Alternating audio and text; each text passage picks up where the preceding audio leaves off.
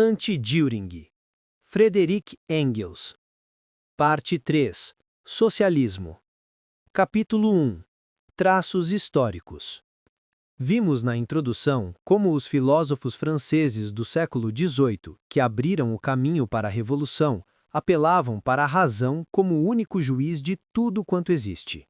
Pretendia-se instaurar um Estado racional, uma sociedade ajustada à razão, e tudo quanto contradissesse a razão eterna deveria ser enterrado sem a menor piedade.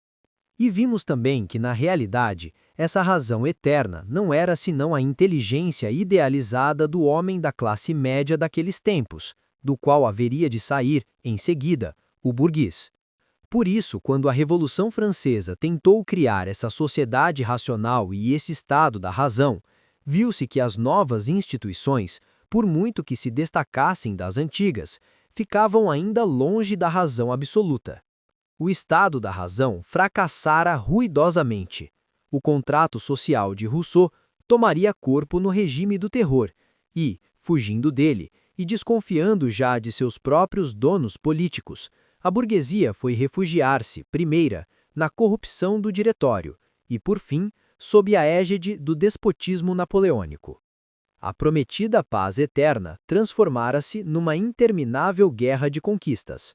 A sociedade da razão também não teve melhor sorte.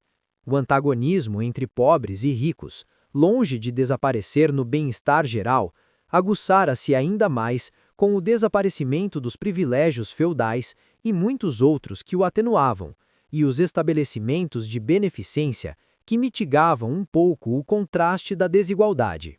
O desenvolvimento da indústria em bases capitalistas converteu a pobreza e a miséria das massas trabalhadoras em condições de vida da sociedade. A estatística criminal crescia de ano para ano. Os vícios feudais que até então se exibiam impudicamente à luz do dia não desapareceram, mas apenas se esconderam, ao menos por um momento, no fundo da cena. Em troca, floresciam exuberantemente os vícios burgueses, ocultos até então sob a superfície. O comércio foi degenerando cada vez mais descaradamente em roubo. A fraternidade da divisa revolucionária tomou corpo nas deslealdades e na inveja da concorrência. A opressão violenta cedeu lugar à corrupção, e a espada, primeira arma de poder social, foi substituída pelo dinheiro. O privilégio da primeira noite nupcial passou do senhor feudal para o fabricante burguês. A prostituição desenvolveu-se em proporções inauditas.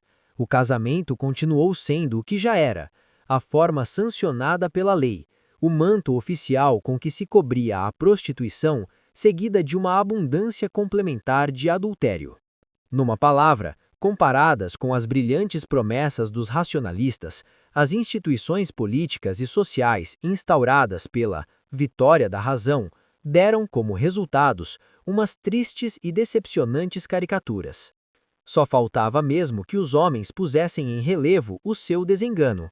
Esses homens surgiram nos primeiros anos do século XIX. Em 1802, foram publicadas as Cartas Genebrinas de Saint-Simon. Em 1808, Fourier editou seu primeiro livro, embora as bases de sua teoria já datassem de 1799. Em 1º de janeiro de 1800, Robert Owen assumiu a direção da empresa de New Lanark.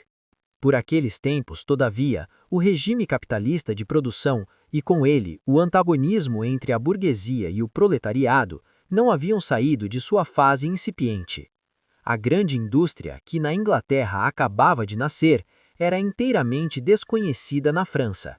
E a grande indústria é a encarregada de desenvolver em todas as partes os conflitos que reclamam imperiosamente, de um lado, a subversão do regime de produção, conflitos que estalam não só entre as classes engendradas por ela, como também entre as forças produtivas e as formas de intercâmbio por elas criadas. E de outro, as gigantescas forças produtivas, que oferecem os meios de resolver esses conflitos. Nos princípios do século, os conflitos que brotavam da nova ordem social começavam apenas a crescer, e muito mais naturalmente, os meios que haveriam de conduzir à sua solução.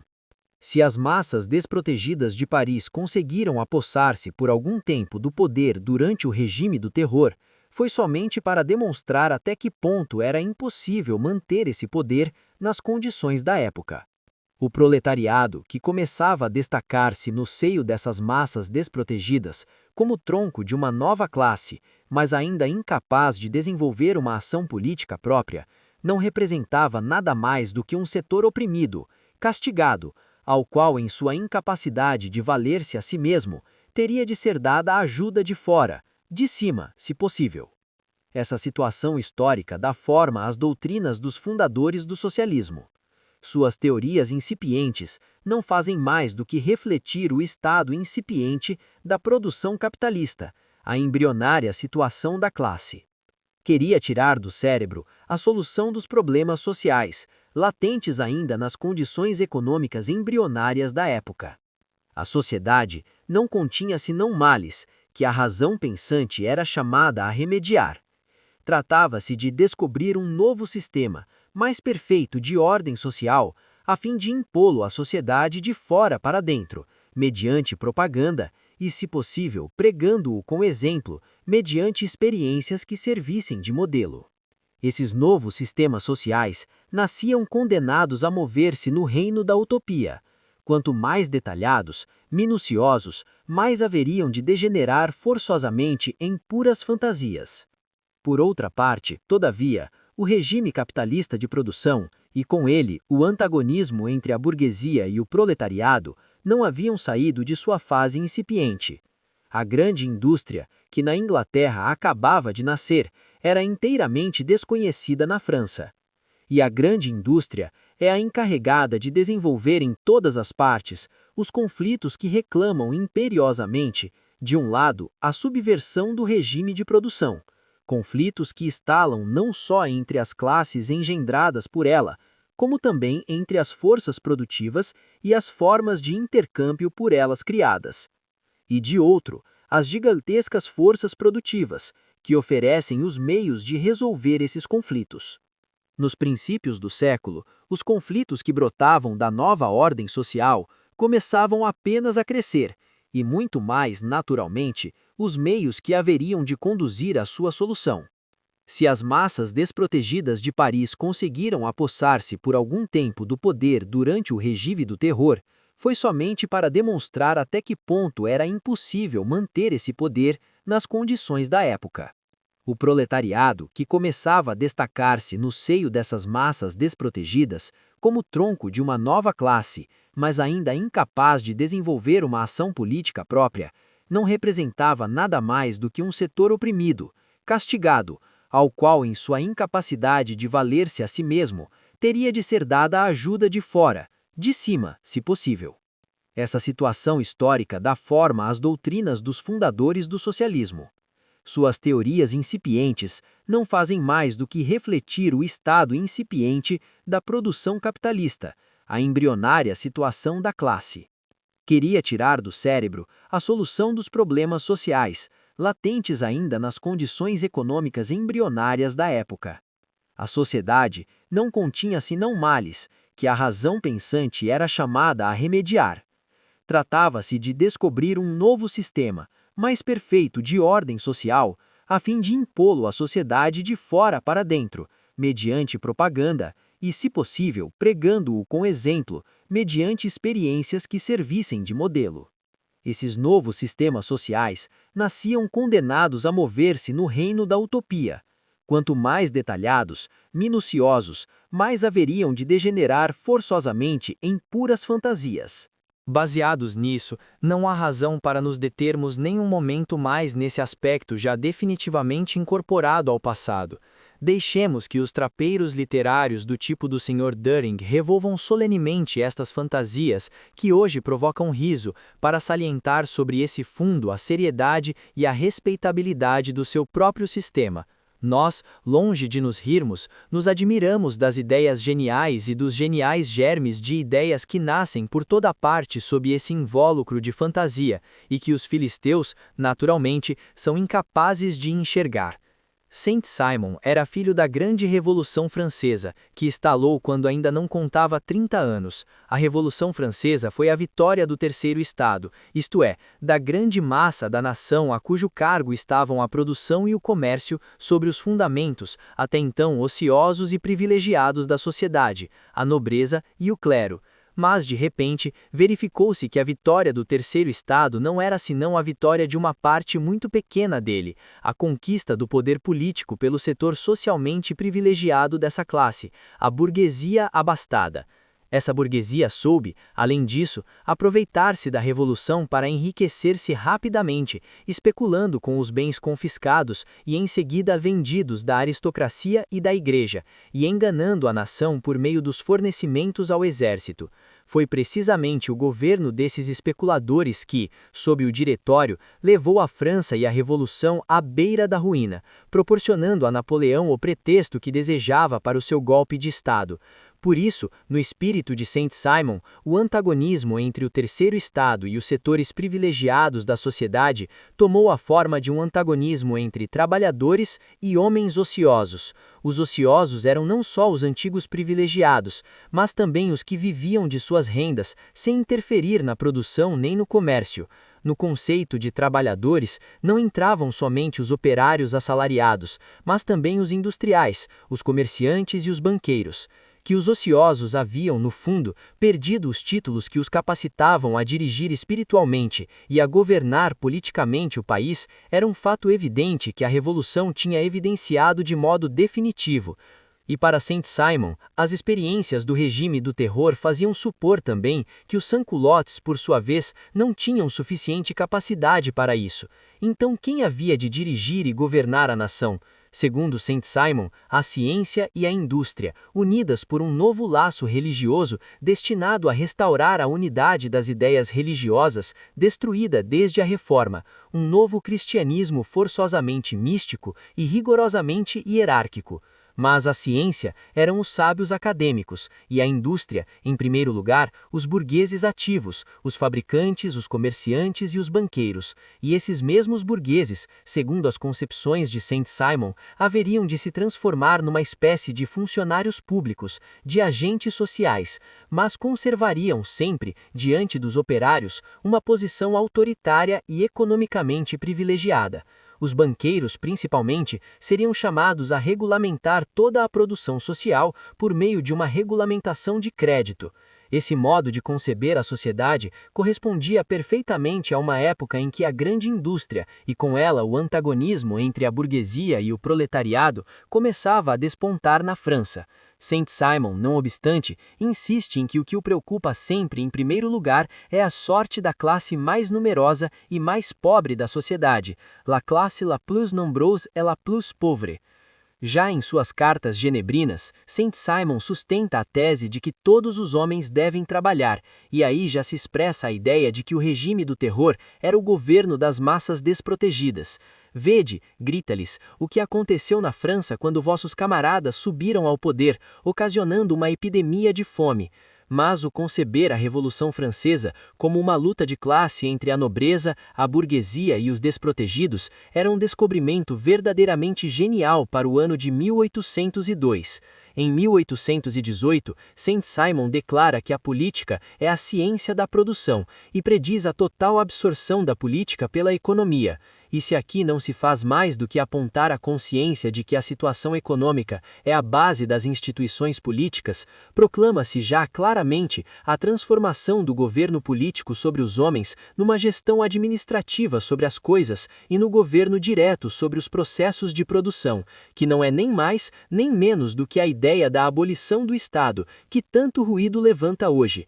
E erguendo-se neste mesmo plano de superioridade sobre os contemporâneos, declara em 1414 e reafirma em 1415, durante a Guerra dos 100 Dias, que a aliança da França com a Inglaterra e destes dois países com a Alemanha é a garantia única da prosperidade e paz para a Europa.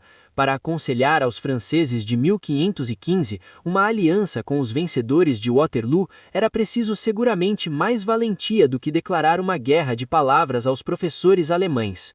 O que em Saint-Simon é uma profundeza genial de visão, que lhe permite conter em germe todas as ideias não estritamente econômicas dos socialistas posteriores é, em Fourier, a crítica sutil do francês autêntico, crítica engenhosa, mas nem por isso menos profunda, das condições sociais existentes. Fourier surpreende, pela palavra, a burguesia, aos seus ardorosos profetas pré-revolucionários e seus aduladores de após-revolução. Despe impiedosamente a miséria material e moral do mundo burguês e compara-o com as promessas tentadoras dos racionalistas, com a sua imagem da sociedade, em que só a razão predominaria, em que a civilização faria todos os homens felizes e a capacidade humana de perfeição superaria todos os obstáculos, e com as brilhantes palavras dos ideólogos burgueses da época. Mostra, derramando sobre esse ruidoso caudal da fraseologia sua sátira mordaz, como essas frases bombásticas contrastam, em todas as partes, com a mais cruel realidade. Fourier não é apenas um crítico. Seu espírito sutil e engenhoso torna-o satírico, um dos maiores satíricos de todos os tempos. A loucura de especulação que se acentua com o refluxo da onda revolucionária e a mesquinhez do comércio francês daqueles anos aparecem desenhados em sua obra com traços maravilhosos e cativantes. Ele se torna ainda mais formidável na crítica das relações entre os sexos e da posição da mulher na sociedade burguesa. É o primeiro a proclamar que o grau de emancipação da mulher numa sociedade é o barômetro natural pelo qual se mede a emancipação geral.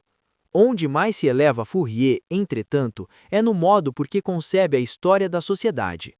Fourier divide toda a história em 4 fases ou etapas: o selvagismo, a barbárie, o patriarcado e a civilização, sendo que esta última, na sua opinião, coincide com a chamada sociedade burguesa atual, e afirma que a ordem civilizada exalta de modo complexo, duplamente perverso, equívoco e hipócrita, todos os vícios que a barbárie praticava em meio da maior simplicidade. Para ele, a civilização debate-se num círculo vicioso, num ciclo de antagonismos que está engendrando e constantemente renovando, sem conseguir superá-lo, obtendo sempre justamente o contrário do que quer, ou pelo menos finge querer conseguir. E assim deparamos, por exemplo, o fato de, na civilização, a pobreza decorrer da própria abundância.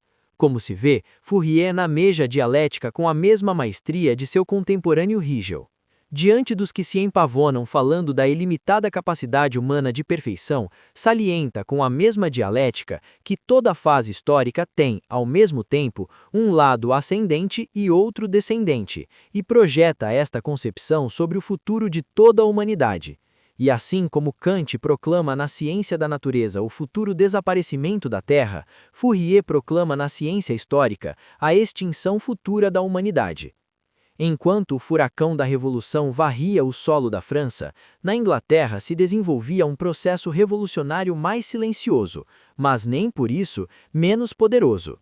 O vapor e a nova maquinaria transformaram a manufatura na grande indústria moderna, revolucionando com isso todos os fundamentos da sociedade burguesa. O ritmo lento do período da manufatura transformou-se numa marcha verdadeiramente vertiginosa de produção.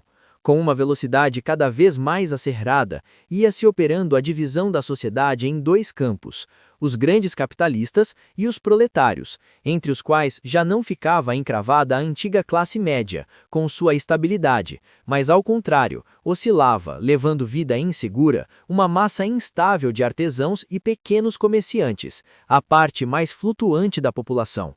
O novo regime de produção começava a percorrer ainda sua vertente ascensional. Era ainda o regime de produção normal e também o único possível naquelas circunstâncias.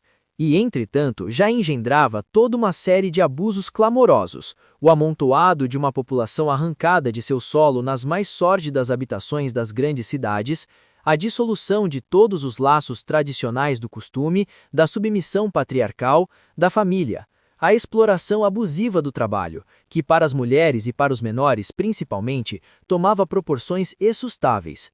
A corrupção de massas de trabalhadores lançadas, de súbito, em condições de vida totalmente novas. Nestas circunstâncias, surge como reformador um industrial de 29 anos, um homem cuja pureza infantil atingia o sublime, e que era, ao mesmo tempo, um condutor de homens como poucos.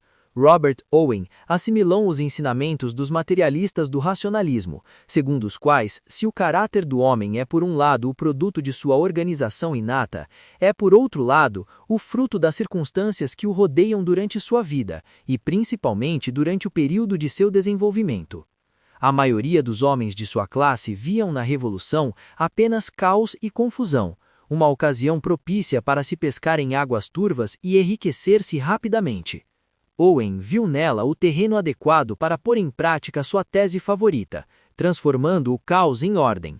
Já em Manchester, dirigindo uma fábrica de 500 trabalhadores, tentou, não sem sucesso, pôr em prática sua teoria.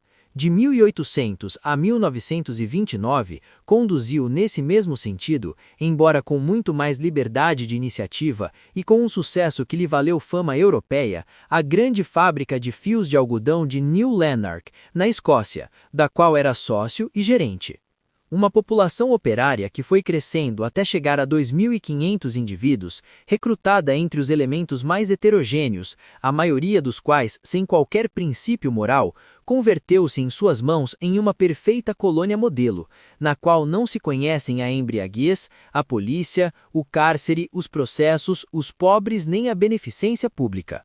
Para isso, bastou-lhe colocar seus trabalhadores em condições humanas de vida, dedicando um cuidado especial à educação de seus descendentes. Owen foi o inventor dos jardins de infância, que funcionaram pela primeira vez em New Lanark. As crianças, já aos 2 anos de idade, eram enviadas à escola, e nela se sentiam tão satisfeitas com seus jogos e diversões que não havia quem as tirasse. Ao passo que nas outras fábricas que lhe faziam concorrência, a duração do trabalho era de 13 e 14 horas por dia, a jornada em New Lanark era de 10 horas e meia. Ao instalar uma crise algodoeira que o obrigou a fechar a fábrica durante 4 meses, os trabalhadores de New Lanark continuaram percebendo integralmente seus salários, e ainda assim, a empresa duplicou seu capital e deu até o último dia grandes lucros a seus sócios. Owen, porém, não estava satisfeito com o que conseguira. A existência que proporcionara a seus operários estava, segundo ele, ainda muito longe de ser uma existência humana. Aqueles homens eram meus escravos. As condições relativamente favoráveis em que os havia colocado não lhes permitiam ainda, nem ao menos, desenvolver racionalmente e em todos os seus aspectos a inteligência e o caráter, e muito menos exercer livremente a sua vida. E, no entanto, a parte operária daquelas 2.500 almas produzia para a sociedade uma soma tão grande de riqueza que meio século antes, 600.000 homens juntos não seriam capazes de criá-la.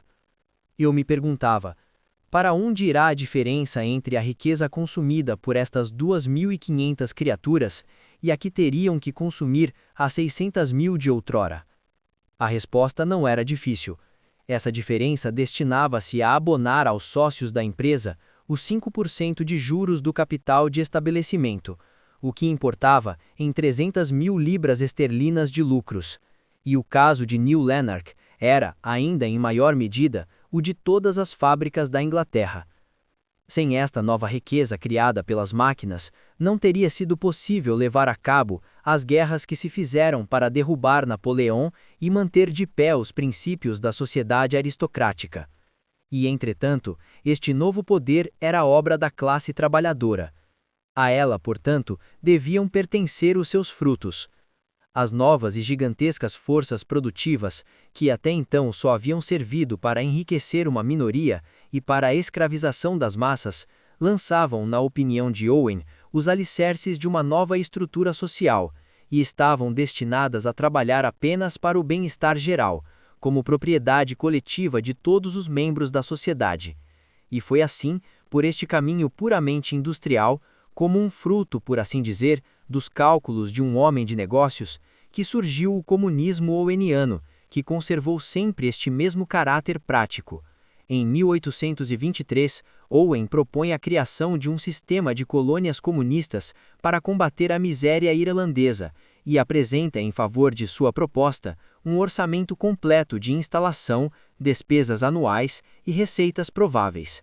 E em seus planos definitivos do futuro, as minúcias técnicas do assunto estão calculadas com tal conhecimento da matéria que aceita o método oweniano da reforma da sociedade, pouca coisa se lhe poderia objetar, mesmo um técnico muito competente quanto aos pormenores da organização.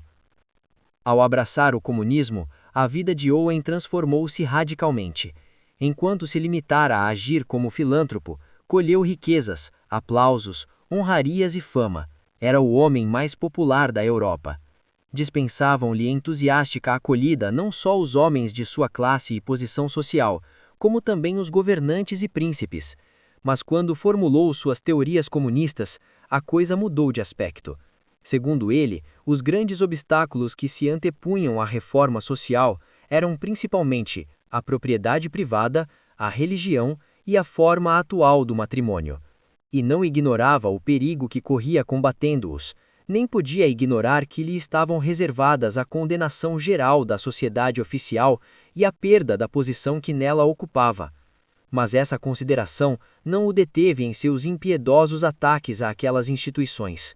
E ocorreu o que estava previsto. Alijado da sociedade oficial, ignorado pela imprensa, arruinado por suas malogradas experimentações comunistas na América, às quais sacrificou toda a sua fortuna, entregou-se diretamente à classe trabalhadora, no seio da qual ainda agiu durante 30 anos. Todos os movimentos sociais, todos os melhoramentos reais tentados pela Inglaterra em prol da classe trabalhadora, estão associados ao nome de Owen. Assim, por exemplo, em 1819, depois de 5 anos de lutas, conseguiu fosse promulgada a primeira lei regulamentadora do trabalho da mulher e dos menores nas fábricas. Foi ele também quem presidiu o primeiro congresso em que os sindicatos de toda a Inglaterra se fundiram num grande e único sindicato. E foi ele também quem implantou, como medida de transição, até que a sociedade pudesse de fato organizar comunisticamente, 2 espécies de organismos: as cooperativas de consumo e de produção, que pelo menos mostram praticamente a inutilidade do comerciante e do fabricante, e os bazares operários, estabelecimentos em que se trocavam os produtos do trabalho por bônus de trabalho, que fazem às vezes do papel moeda, e cuja unidade é a hora de trabalho desempenhado.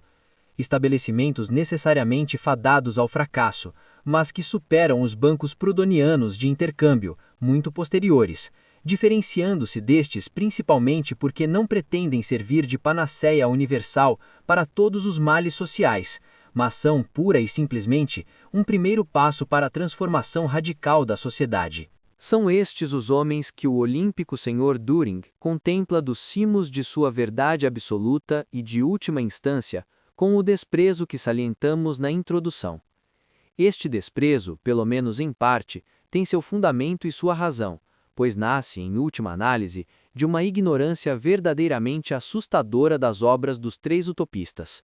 De Saint-Simon, por exemplo, diz-nos que sua ideia fundamental era substancialmente exata, e pondo de parte certas particularidades, ainda hoje determina e impulsiona uma série de modalidades reais.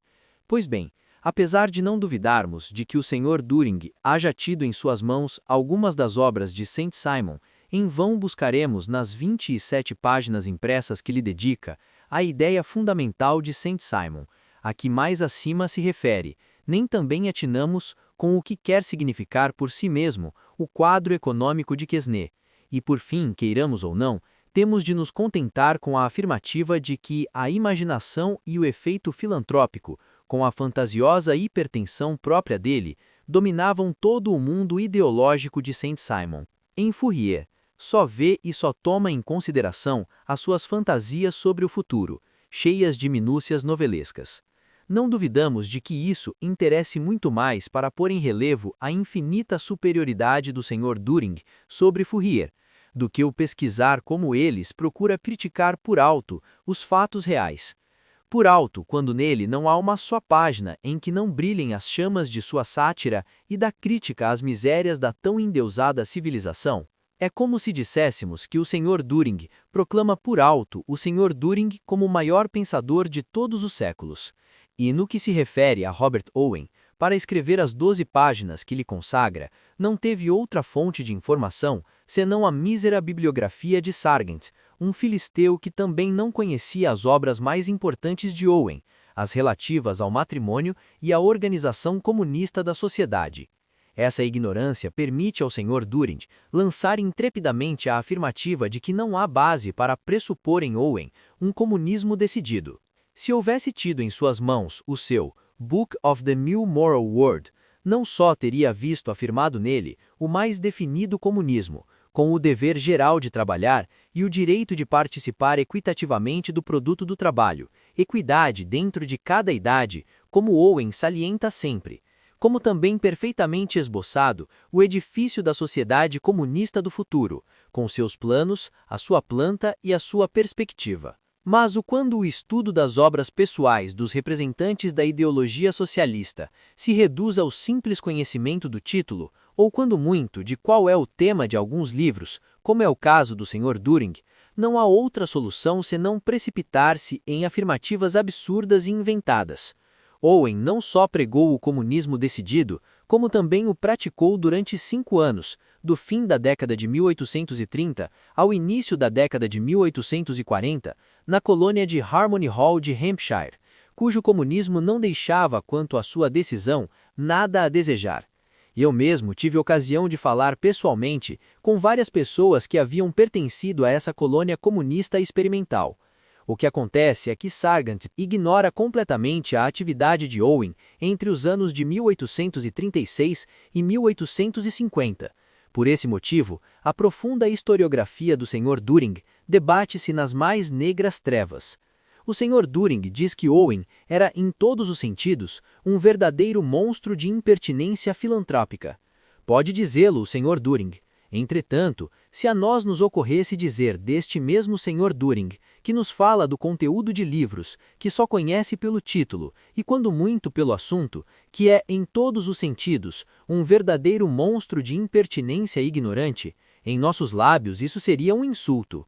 Eram utopistas, pois, como temos dito, porque não poderiam ser outra coisa, numa época em que a produção capitalista começava a desenvolver-se. Não tinham outra solução senão tirar da cabeça os elementos de uma nova sociedade, pelo simples fato de que na sociedade anterior esses elementos não se manifestavam ainda em caráter geral. Para esboçar os planos do novo edifício, tinham que ater-se aos ditames da razão, porque não poderiam apelar para a história vivida. E se hoje, 80 anos depois de seu aparecimento, o Sr. Düring entra em cena com a pretensão de construir o sistema definitivo de uma nova ordem social, não o desenvolvimento como o resultado necessário do material histórico existente, mas tirando-o do seu augusto cérebro, de seu espírito cheio de verdades definitivas e inapeláveis, não é mais do que um epigono dos utopistas, o último dos utopistas, ele que por toda parte vê apenas epigonos. O Sr. Düring chama os grandes utopistas de alquimistas sociais. É possível.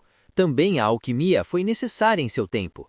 Mas desde então, veio a grande indústria desenvolver as contradições que dormiam no seio do regime capitalista de produção, desenvolvendo-as até convertê-las em antagonismos tão clamorosos que já se pode, se é possível dizer-se assim, tocar com as mãos a iminente derrota deste regime de produção, a tal ponto que as novas forças produtivas se podem conservar e desenvolver desde que seja implantado um novo regime de produção consonante com o seu grau atual de desenvolvimento.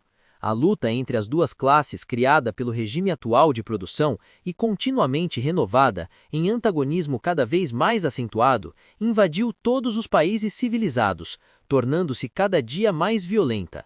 Já temos hoje consciência de seu encadeamento histórico e podemos penetrar nas condições da transformação social que se torna inevitável, como podemos predizer igualmente as linhas gerais dessa transformação, condicionada também por ela mesma.